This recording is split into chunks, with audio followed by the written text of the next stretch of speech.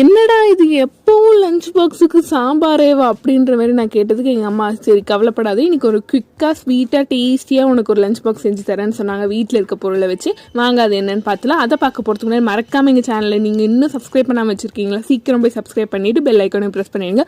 ஒரு கடாயில் எண்ணெய் ஊற்றி கொஞ்சம் கடுகு, உளுந்து, கடலைப்பருப்பு, மலாட்டப்பருப்பு, 2 பச்சை மிளகா, காஞ்ச மிளகா, கொஞ்சம் கருவேப்பிலை, கொஞ்சம் டேஸ்ட்டுக்கு முந்திரி பருப்பு, கொஞ்சம் இஞ்சி போடுங்க. அந்த வாயுவெல்லாம் போகிறதுக்கு தேவையான அளவு கொஞ்சம் பெருங்காயத்தூளும் கொஞ்சம் உப்பும் போட்டுக்கோங்க.